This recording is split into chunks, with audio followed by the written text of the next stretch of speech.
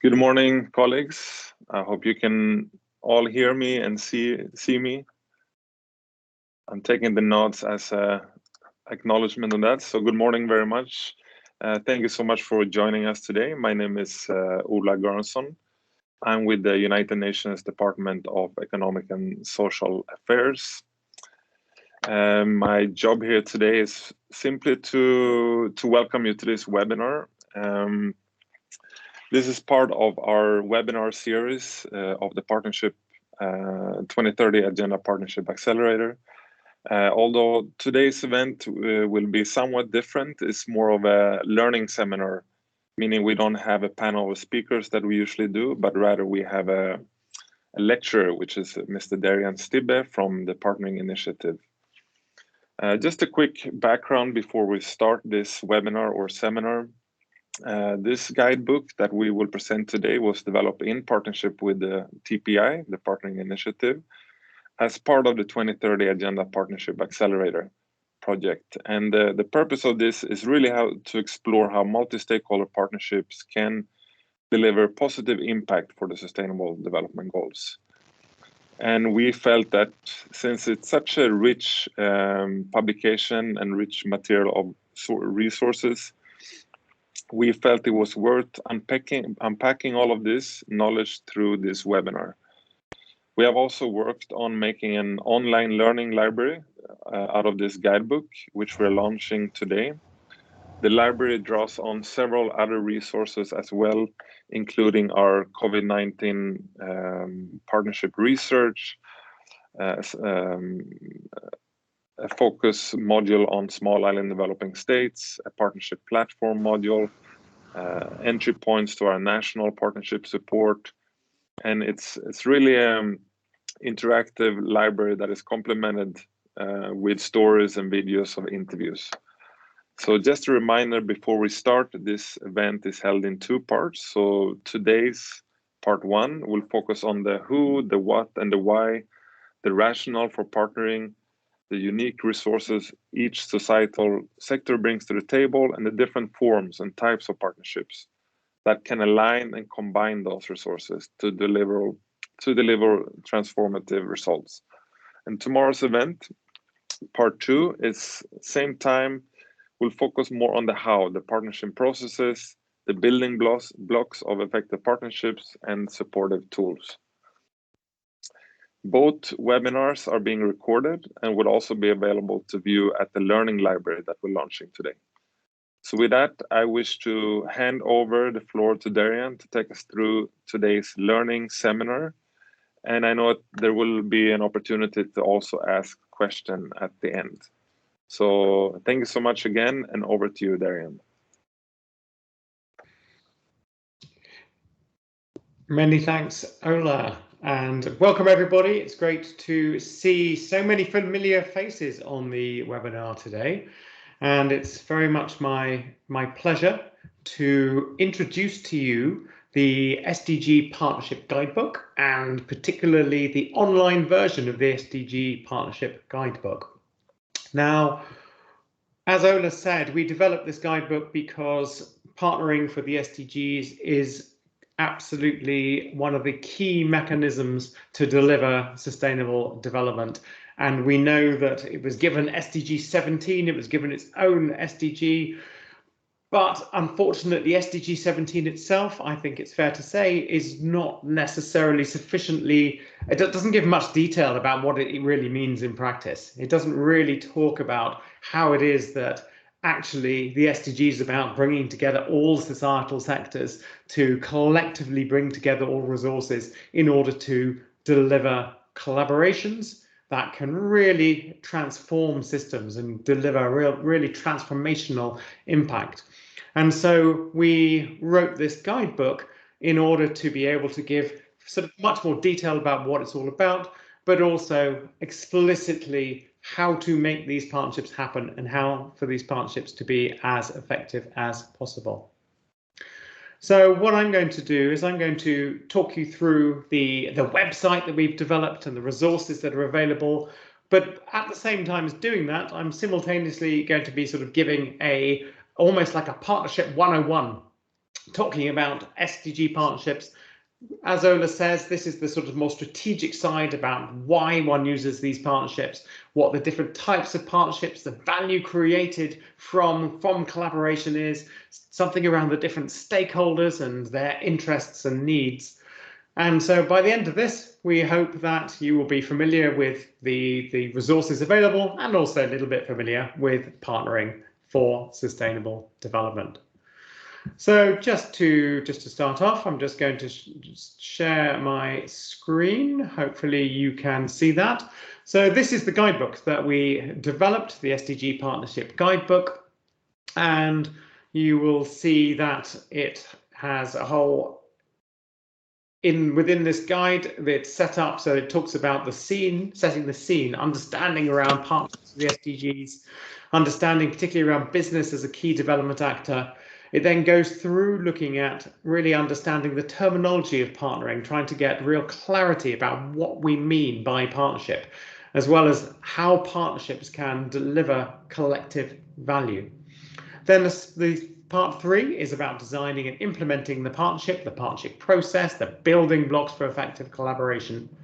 And then part 4 is annexes, really understanding some deep dive aspects of partnering, including what it takes in order to build institutional capability to be able to partner effectively.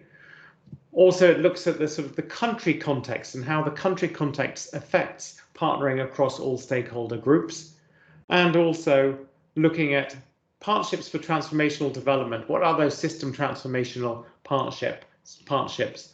And it has a whole sort of series of tools that support the development of collaboration. And we'll be sort of looking at that and talking about that a little bit as we go through.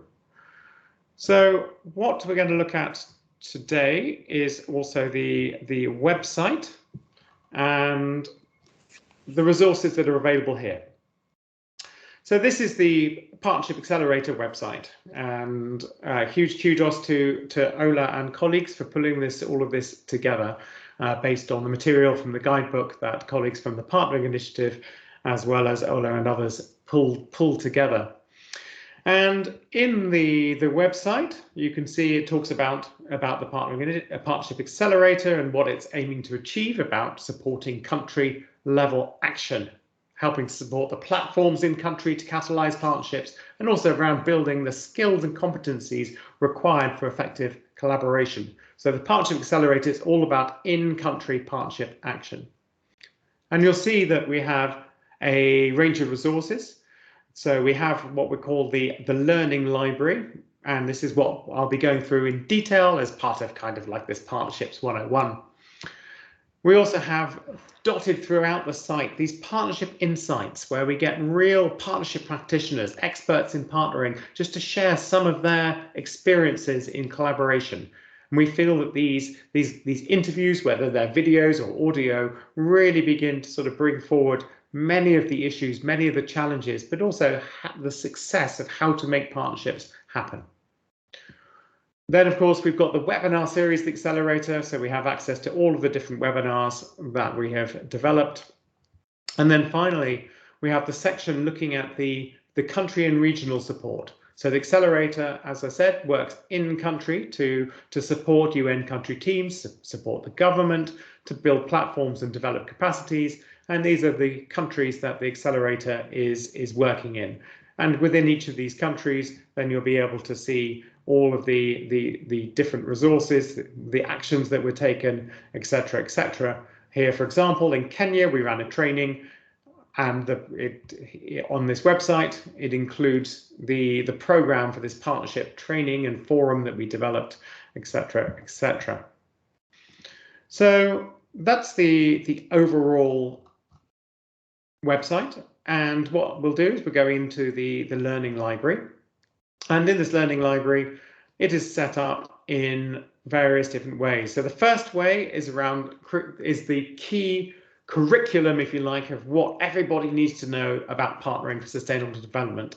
And that comes out of the SDG Partnership Guidebook. And these are these partnership modules that you see at the top. One interesting thing that we have done is we've realized, of course, that everybody's different when they come to this sort of guidance. And so what we've done is created guided tours depending on who you are. So if partnering is very new to you, then you'll get a particular tour which sort of goes into the basics of collaboration and partnership. But if, for example, actually you've been doing it a while, you're very experienced, then I think we sort of go into sort of the more complex, the more advanced types of the advanced support for collaboration. In addition, we have particular issues we've done deep dives into, and I think Anola mentioned looking at SIDS. So we have a section of the website, particularly on partnering with SIDS, and that adds to the core curriculum because, of course, every context is different. SIDS has its own context, and by having these special issues, special editions, we're able to add to the core curriculum to really look at the particular context. Same is true for COVID-19. And then you'll see that there is this resource library, and within the resource library, you can look at the assessments that we've done. These are partnership landscapes assessments that we've done in different countries, understanding the potential for partnership or the existing partnerships that are happening already, the environment, the enabling environment for collaboration across societal sectors. And what we found is that UN country teams and governments are finding these really useful to really stock take to understand what is happening already, but also looking forward, how can we far more effectively drive partnerships systematically in country? And also within these resources, you'll see the various tools that we have available, as well as these partnerships insights that I mentioned. And I should just mention, this is a beta site. This is in a way, this is a launch of the beta site. There's plenty more that we're sort of adding to this, but we wanted to give you a flavour of where we're at the moment, which is already quite extensive. I should say, just before we sort of start the Partnerships 101, at any point, feel free to put questions in the chat, although right this moment, because I'm showing the way I'm showing my screen, I can't see them. But after I've spoken for probably about 25 minutes or so, given the Partnering 101, it's open up for any sort of questions you like. It could be questions about the resources we have available. It could be questions about partnering for the SDGs, whatever you would like. Okay, so let's go deep into it. So, partnerships for the SDGs. What is different here? Why is it that partnering is suddenly so important when it comes to deliver the Sustainable Development Goals? And I think the real issue with the Sustainable Development Goals is it is a fundamental shift in how we are thinking about international development. It is really understanding that what we're trying to achieve is simultaneously a prosperous economy, a thriving society, and healthy environment. And the reality is that if you want to achieve all three of those things, well, first of all, every sector of society also wants to see that. Companies want to see healthy economy. They want to do well. They want to prosper. But they know that you can only do that within a healthy society and healthy environment. So it is absolutely in companies' interest to get behind the SDGs. And that is one of the sort of the major element here, is that all societal sectors in the SDG era are recognized as key development actors and as part of the solution. In the MDG era, it was governments, it was development communities' responsibility to deliver the MDGs. Now it's all societal sectors.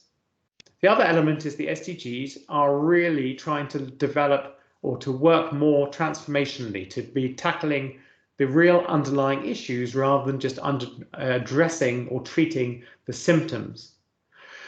And so what all of this leads is we need far more sort of holistic cross-SDG response. We need far more cross-societal sector response. We need the collaborations that can deliver the innovation and the transformation in development.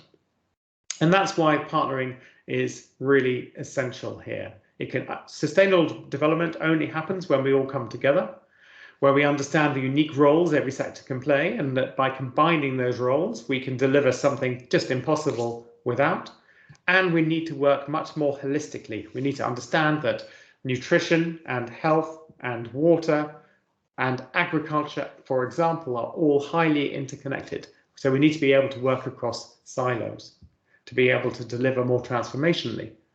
So what we see is that what we're trying to do is understand there's a whole landscape of societal actors from all sectors of society. And what we need to do is wherever value can be created, we need to bring them together into these collaborations that can collectively deliver towards the SDGs. And that's what we're looking for, the new normal, where there's much more systematic collaboration across societal sectors, wherever value can be created towards the Sustainable Development Goals.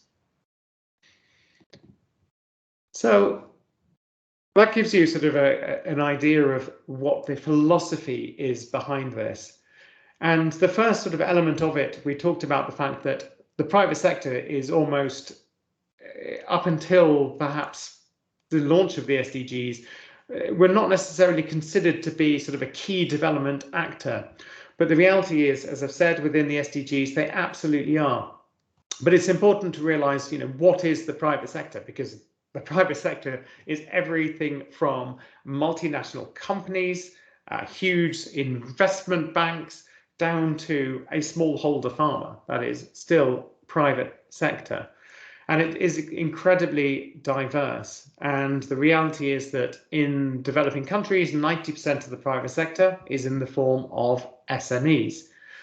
One challenge is that actually it tends to be much harder to engage with SMEs, which is why organizations of businesses are so important, which can bring SMEs together and be able to become parts of collaboration. Now, when business's biggest contribution to development, honestly, is business doing business well.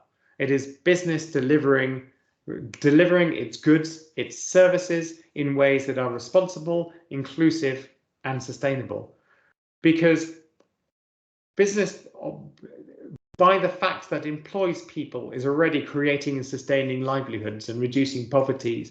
The fact that its products and services can be essential to deliver food efficiently and affordably in supermarkets, for example. It's far cheaper to have gone through and far more efficient the supply chains that we have now than 100 years ago. Businesses there generates taxes, of course. It catalyzes technological innovation, etc., etc. So all of these elements, that business itself is good for society as long as it is done responsibly, inclusively, and sustainably. Now, what we want to see with the SDGs is actually going far further than simply that way. And that is about really beginning to align interests and understand the overlap of interests between business and government and all development actors. So here we have what we call the roadmap, if you like, the steps that business and development actors need to take in order to work effectively together systematically to deliver the SDGs. And that's what the goal at the top is: business fully engaged as a partner in delivering the SDGs. And this works very much from the beginning. The base level is where you want, at the very minimum, business complying with laws and regulation. You want government setting business regulations. But at this base level, it's without consulting with business. Then it's around going upper level. So this is where business gets a bit more of an understanding of its role in society, begins to engage in sort of philanthropic activities, and begins to engage in partnership in certain areas, maybe engaging with government around the business enabling environment as well. At the same time, government starts to invest in that enabling environment, becomes more open to public-private policy dialogue, and begins to sort of talk with and respond to industry initiatives. Going up a level, then, we're getting to the point where business is becoming sort of more responsible, more sustainable, adopting voluntary standards within its business directly, but also within its supply chain, etc. Similarly, government is beginning to understand the role of business and how the contributions that business can make. And so it begins to align its development priorities also with business needs and resources. And also we see the donor community, or the international organizations and development community beginning to engage with business, all the way to leading to this ideal where business and development actors genuinely understand that they have the same goals of prosperous business, prosperous society, prosperous environment, which is in effect the SDGs, and they are much more systematically coming together to make that happen. So partnership with business can happen wherever there is an overlap of interest between business and development. So here, for example, education, workforce and development, strengthening the sustainability of supply chains, development of affordable pro-poor products and services, inclusive business, for example. These are all areas which are ripe for partnerships with business. And you can look at a company and you can see what are the reasons, the incentives for business to partner, from the purely philanthropic to the real sort of new market business opportunities for companies. So in the guidebook, we go into much more detail of business, and particularly the different ways in which you can partner with business. And so within the website, basically what we see is we have introductions to each of these different topics, and then links into the deep dive. So the deep dive about the 10 ways, I think it is, in which that you are able to partner with business for the SDGs. There are also tools as well, of course, on the website. So one issue around working with companies is around conflict of interest. And so we have tools on the website which look at this specifically, understanding what it means for there to be conflict of interest. So, for example, business gaining illegitimately reputational benefits or market share or whatever it may be, distorting the market, then there is the potential for a conflict of interest. And what we know is that we need to understand this. We need to look at what are those perceived conflict of interest, the potential conflict of interests, but also actual conflict of interest. And we need to be able to understand this. We need to be able to work with business more effectively. We need to be able to mitigate conflict of interest. And hence we have an example of a tool, of which there are many on the website, to really help you to understand or help partners identify and deal with conflicts of interest.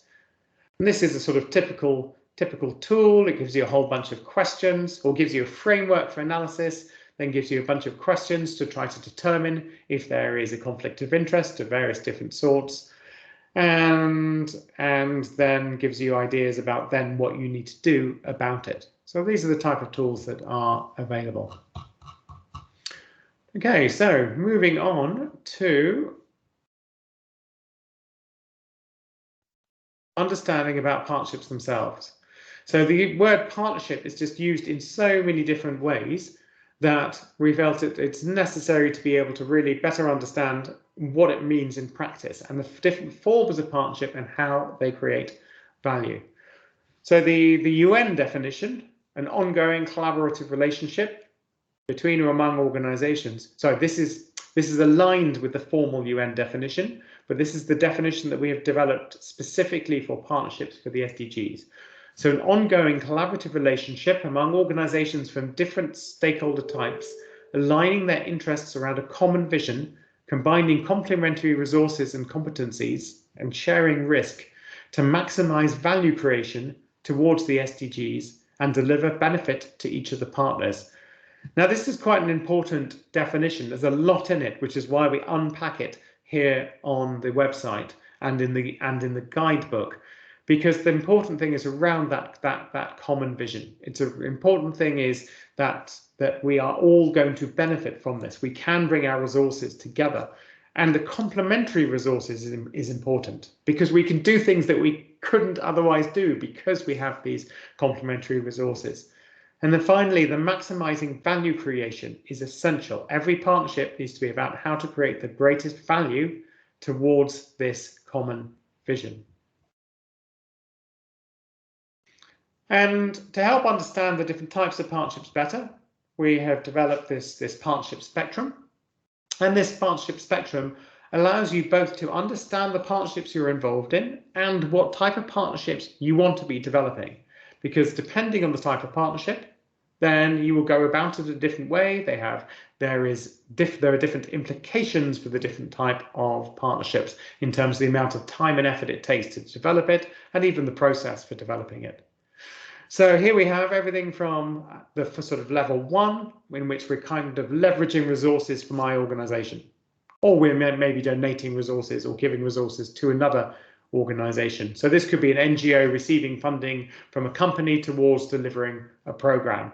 And it's leverage exchange because the company may get reputational benefit out of it. That might be the reason they're doing it. So it's leverage exchange. It allows us extra resources to deliver what we want to deliver. The second level, which we're calling doing traditional development better, is where we bring in different partners combining complementary resources to be able to deliver more innovatively, more efficiently, more effectively, or at greater scale. In essence, the partners are able to deliver more than the sum of their parts. So, for example, we might have different organizations coming together around an advocacy campaign, and the sheer weight of numbers of partners are collectively able to deliver this change that we're trying to advocate that anyone on their own wouldn't be able to do. We're delivering more than the sum of our parts.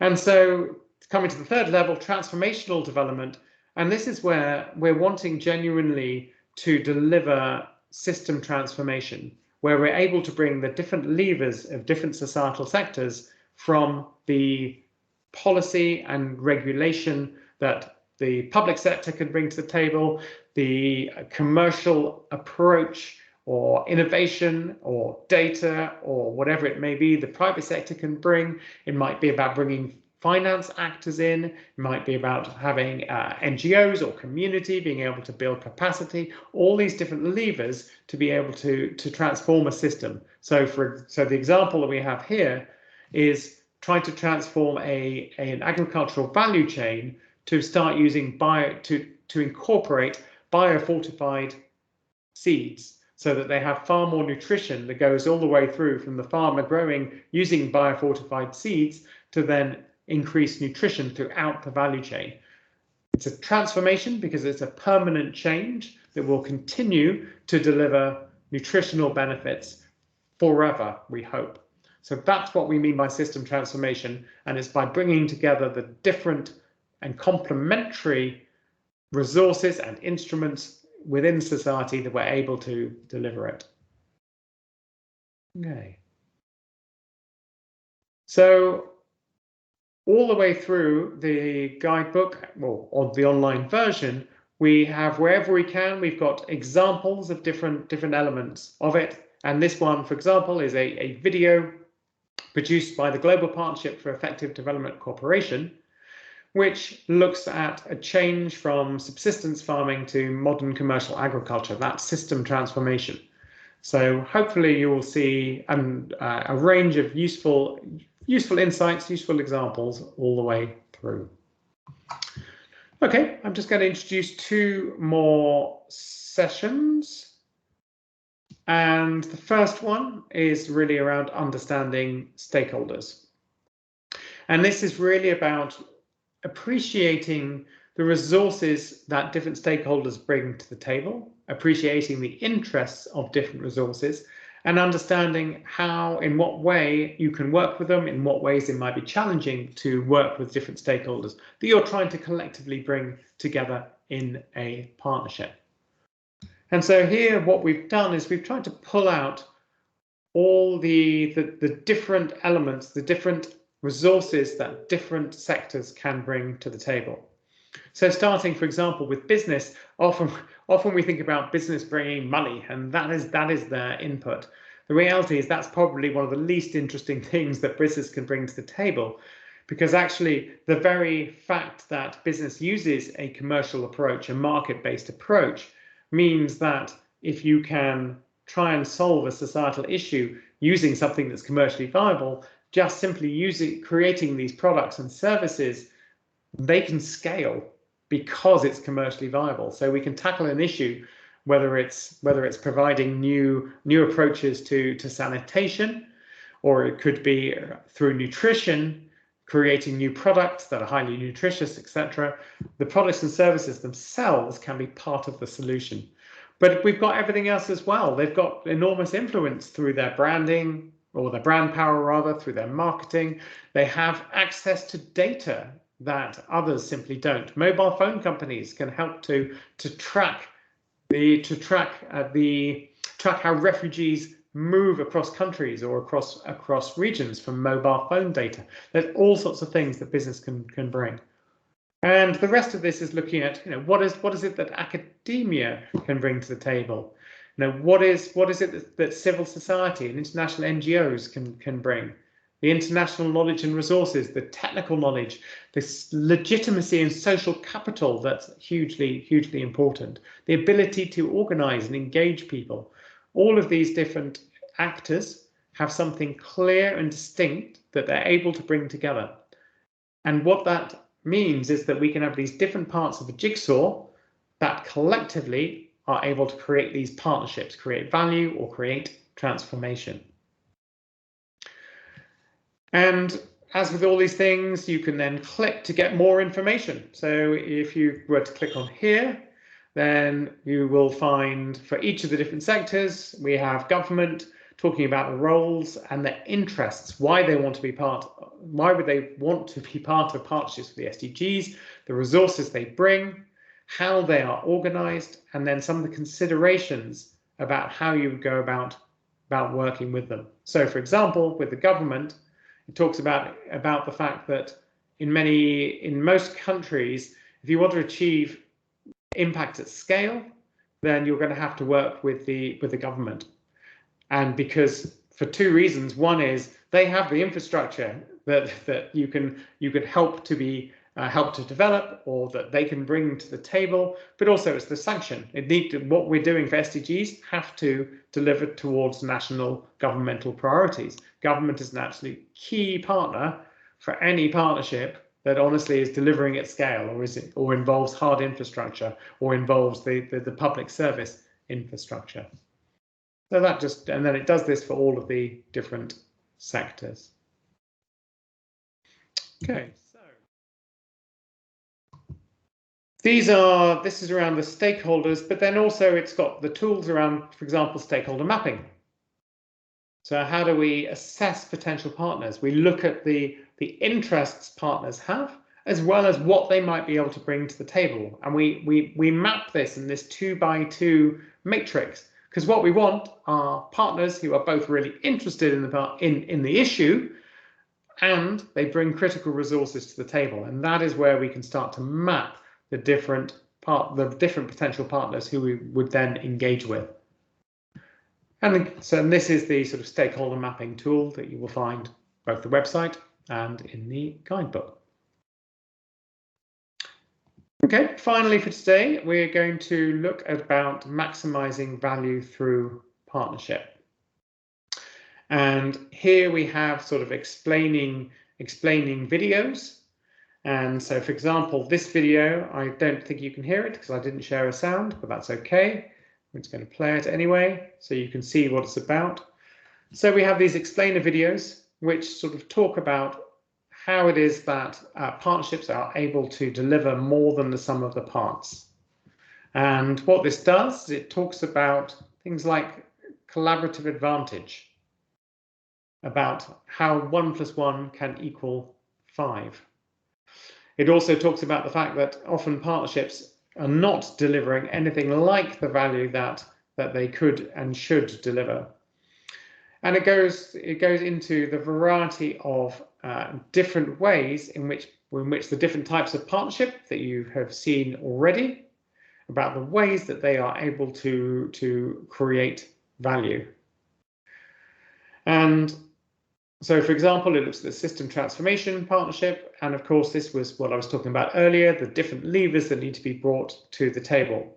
But this is where it gets really interesting. These partnerships that bring the resources together, what is that collaborative advantage? How is it that they deliver more than the sum of their parts? And here we have sort of a range of different ways. There are 10 different ways we have here in which partnerships are genuinely able to create value, from the complementarity that leads to new solutions to holism, the fact that we can look across multiple different SDG issues all at once, that then can lead to sort of more sustainable change. So that's just an example of one of the videos that are available available to you. And of course, there's further explanation of what we mean by collaborative advantage, that extra processing power, that magic about how partnerships can deliver more than the sum of the parts. And what we mean by this idea of the partnership delta, the partnership difference, what it is that you're able to achieve because you're working in a partnership versus if you were not working in a partnership. And this is really, really essential for all partnerships to identify their collaborative advantage, understand why or how they can deliver more, in order to then really focus on ensuring that they actually do deliver that partnership difference, that partnership delta. And at the same time, partnerships, each individual partner needs to understand what it is that they are gaining from the partnership. Both, for example, mission value, as in it is delivering the strategic objectives of the partner, but also the other things, the other organizational benefits one gains from being in a partnership. Sometimes that's about leveraging resources, as we saw for one type of partnership, and those resources might be financial, they might be in-kind contributions, whatever they may be, but also the indirect, intangible gains that you can get from being in a collaboration. That might be social, political capital, it might be capacity development, it might be innovation in thinking as you're exposed to other organizations and the way that other organizations work and operate. It might be around the connections that you make, but it's all about getting value that delivers, that means that when you add together the mission value, the organizational gain, that needs to be more than the costs of the partnership, more than what you put into it, because partnerships are all about win-win. Every partner needs to get out more than they put into it. And at the next session tomorrow, we'll be looking a little bit more at that, about the processes that one can utilize to help to ensure that your partnership genuinely is doing that. Finally, we have these other partnership insights, which are these audio insights from practitioners, and they're looking at particular issues within partnering. This one here happens to be around how to maximize partnership value through negotiation, and talks about the different forms of negotiation, from the adversarial negotiation, which is really about how do I get the biggest slice of pie? It's all about me, what I want to get from it. And you might use that if you are negotiating in a market and you just want to get whatever it is you're buying, your souvenir, for the lowest price. The more you win, the lower price, the more they lose, the less money they get. That's adversarial negotiation.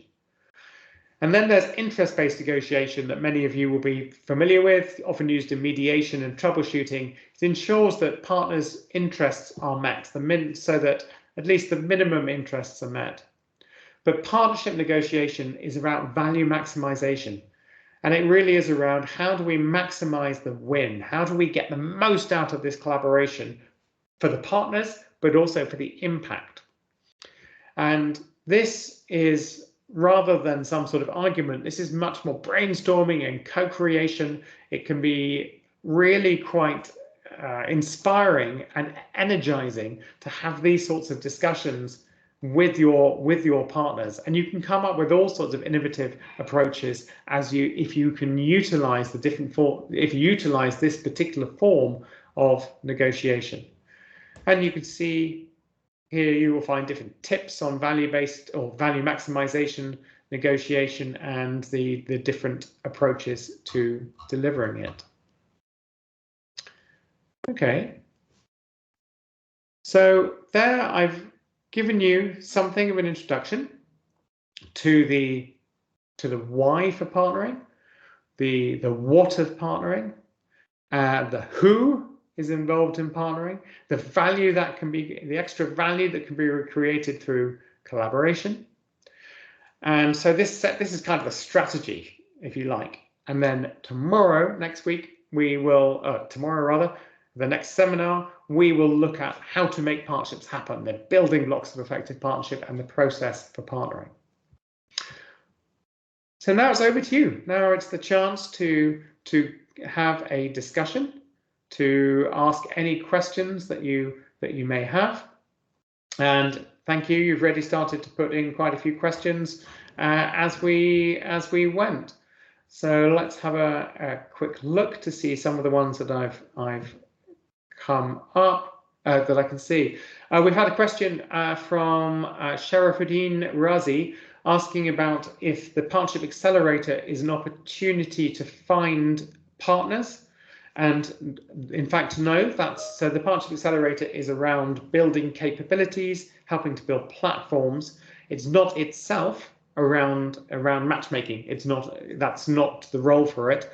What it does do is it does support the development of platforms, particularly in country, and those platforms then will indeed be sort of matchmaking platforms that will help to develop and catalyze partnerships. Let's see, what else do we have? We have questions. So there was a question about the assessment landscape, which Ola's already answered. Just being clear about these assessment landscapes, they really sort of look at by consulting with the various stakeholders from all sectors, it really sort of analyzes what are the mechanisms already in place to help to make partnerships happen, what partnering is already happening, what are the gaps, what is the nature of the relationship between government and business and civil society, the degree to which it's conducive for collaborating for the SDGs, and then coming up with where there might be real opportunity for partnerships moving forward. So it identifies real opportunities, issue areas where collaboration across sectors will certainly be important. So what else do we have? Please feel free to keep adding questions as I scroll through this.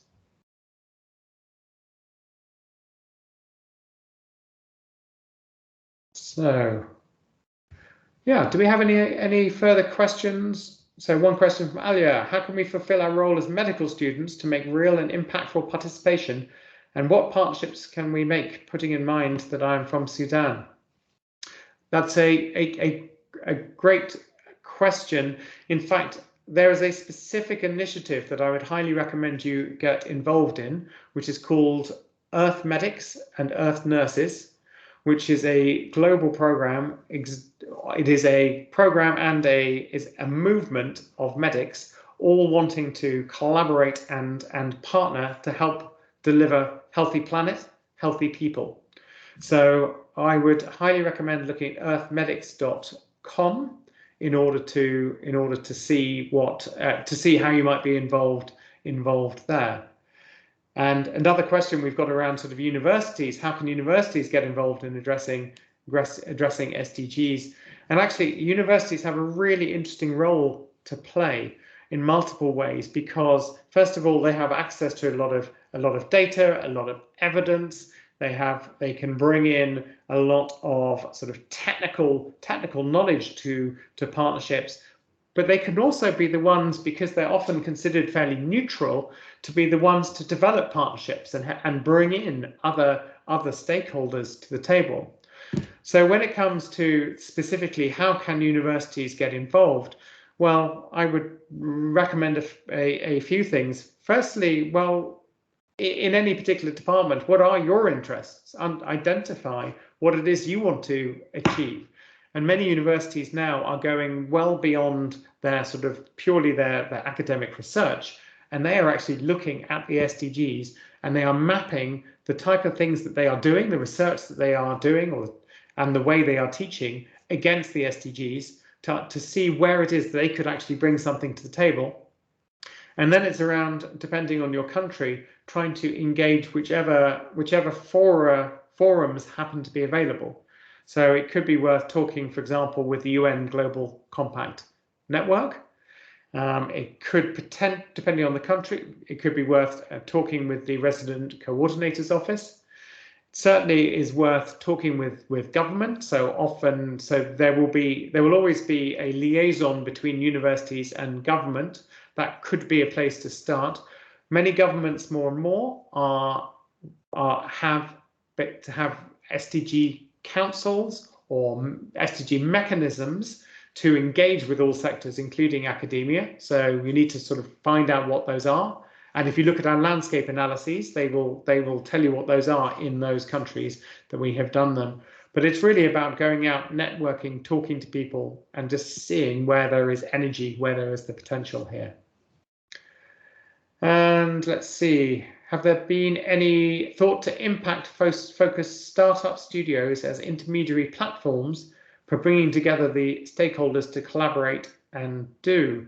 So a lot of thought around the platforms to make this happen. I'm not sure what an impact-focused startup studio is. So Kemo, if you want to just explain a little bit more about what you mean by an impact-focused startup studio, and then I'll come back to that question at the moment. So let's see, we've got Lynn is asking, I'm working with colleagues in the UAE on the SDGs and food security in the UAE context, trying to facilitate stakeholder and partnership working. Great, Lynn, that's great. That's a great example. It looks like you are from academia, so you are doing it as a university, going out there trying to make it happen. Emmy has asked about he or she, I'm sorry, don't know, is working for SDGs partnership for a Harvard related project. If I have any questions, could I ask questions? Yeah, feel free always to get in touch. If we can answer questions, always very pleased to do so. And what is the role, Hamse, what is the role of NGOs and volunteer organizations? What support will they get for campaign of SDGs? So I'm not the best person to answer this. I wonder, Ola, do you have an answer from sort of the UN perspective, because there is a lot of engagement on civil societies, organizations, but I'm wondering if this is going to be country by country. Ola, do you have anything that you might be able to talk about, the role of NGOs and volunteer organizations and the support that they can get for SDG campaigns? Thank you, Darren. Yeah, I think you're right. This is very, I think it's very national context specific. If you're talking about an involvement in development activities, I think that's where things are happening. And I think your advice of reaching out to our resident coordinator's office is very good advice. Then, of course, there's the other aspect of NGO or civil society participation to sort of the policy and global processes within the UN, and that also there's space for that to engage with the different global forums that is happening as part of the follow-up and review process of the 2030 agenda. So I can share more information on how to get engaged in that. That's more on the policy and stakeholder in sort of the engagement in formulating policies and influencing that process. So I can share more links on that in that regard. Great, thank you very much, Ola. Kemo, thank you very much for coming back on that. So Startup Studio, also called a Startup Foundry, Startup Factory, Venture Studio, organization that repeatedly builds businesses out of market-tested disruptive ideas using its pooled resources. In other words, a startup studio is a startup that creates startups. Excellent. So we haven't looked specifically at these sort of the startup studios as you talk about. We've come across them when it comes to sort of social entrepreneur startup studios. We haven't looked at that as a mechanism for SDG partnerships, but I could imagine, indeed, I mean, that could be a really great mechanism. I mean, it's doing many of the similar sort of things that an SDG partnership platform is doing. It starts with an idea, and of course, you're then trying to help to build the capacity of the organizations, the entrepreneurs trying to develop that idea. And of course, that could be part of that could be bringing in the various different partners to then be able to really build a strong partnership. So that could be excellent. Daniel Gamboa, you're asking about the guidebook, information on the key capabilities for effective partnerships, and the answer to that is yes. So in the guidebook and online, we have the must-have partnering competencies. So if you want to be able to collaborate well, there are kind of 4 areas, the mindset for partnering.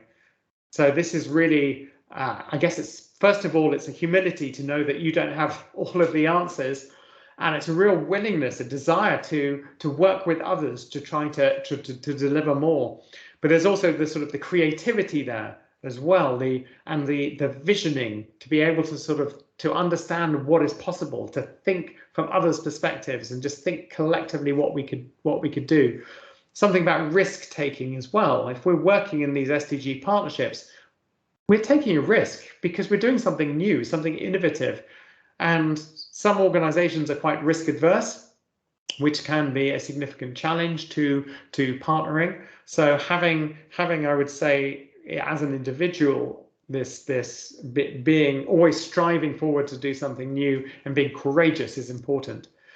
The second competency is about having understanding of the other sectors.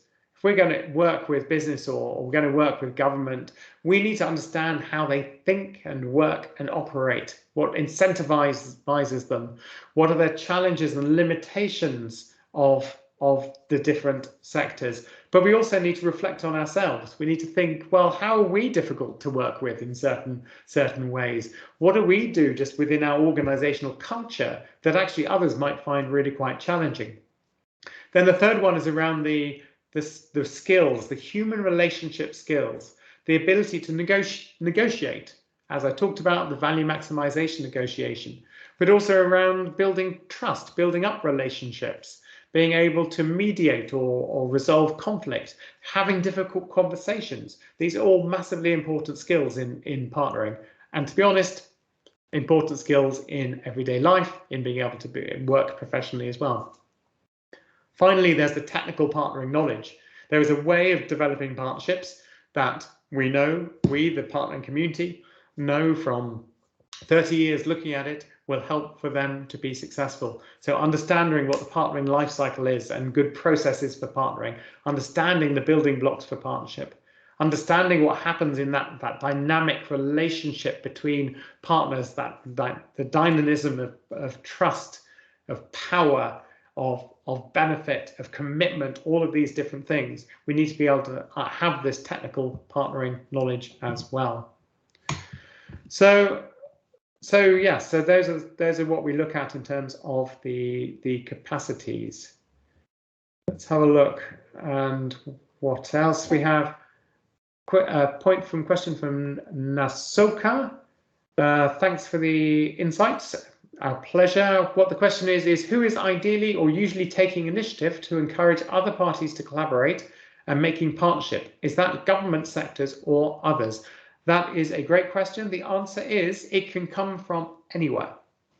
And what it needs is people or organizations who are visionary, who can become or play the role of systems leaders, who can sort of see and understand societies as this landscape of actors and be driven to help to make partnerships happen. To identify areas, identify issues that partnering could help and really bring together the different players. Now, we've got some great examples of government doing this in a number of countries. We've got great examples of the UN doing it, creating these platforms. So in Kenya, for example, there is an SDG partnership platform, great example of where the UN collectively with the government are bringing the players together. But we also see examples where business is doing this. Business organizations, the UN Global Compact local networks, in many cases are doing this. So it doesn't matter so much which sector you're coming from, you are still able to do it if you just take the initiative and make it happen. Having government involved makes it more systematic, and actually can really sort of, if they can combine the development of national priorities with the the understanding of where partnerships can contribute to those national priorities, and also in that development, you're also engaging all of the actors. Actually, that's a really good starting point for being able to take this all of society approach for development. You bring people into the developing priorities, then they're engaged and involved, and then you can also play that role of then bringing the parties together. Okay, we have 4 more minutes, a couple more questions, and sometimes engagement of communities themselves in addressing SDGs is overlooked, especially by high-level or policy actions which take the focus or limelight. Thank you, Lynn Kennedy. Hugely important point. I think the SDGs are a real opportunity to have a complete reset about how we think about communities. So too often we think about communities as the beneficiaries. So we, the development community, we're going to do our work and we're going to help those beneficiaries. The SDGs have to take far more of a systems thinking approach in which what we call beneficiaries or communities, or they may be smallholder farmers, we need to see them as essential parts of the system that we are trying to shift. So if we are trying to, for example, create new agricultural supply chains that can incorporate smallholder farmers as in that supply chain, they're not sort of some beneficiaries of this. They are a key partner in the system shift that we are trying to address. They are one part of that system shift, and therefore necessarily a collaborator, a partner in making it happen. And we need to be much better at this. And part of it is being much more bottom up, so that we are immediately engaging with those stakeholders that have an interest, are part of this, and we are engaging them right from the very beginning to then design whatever the collective, collaborative action may end up being. One more, choose it randomly. When we come to let's see. Is the guidebook available in other languages, for example, French? Patrick, that's a great question. We are extremely keen to translate the guidebook into as many other languages as we can. Unfortunately, we haven't had the resources yet to do that. Should anybody on this call, on this webinar, be interested in partnering with us to translate the guidebooks, either by supporting the translation or doing the translation yourselves, we'd be extremely keen to hear from you. Obviously, we want to get them in as many languages as possible. I think with that, I'm going to say thank you very much from my side for your patient listening and all your really great questions, and just hand back to Ola to close this first of the 2 webinars. Over to you, Ola. Yes, thank you so much, Darian. And yeah, that's pretty much the only thing that I have to do now is to thank you and everyone for attending. And please remember to tune in tomorrow, same time, same virtual place, and we'll be exploring the second part of this center. So thank you so much, and hopefully see you tomorrow. Thanks so much. Bye. Thank you. Bye.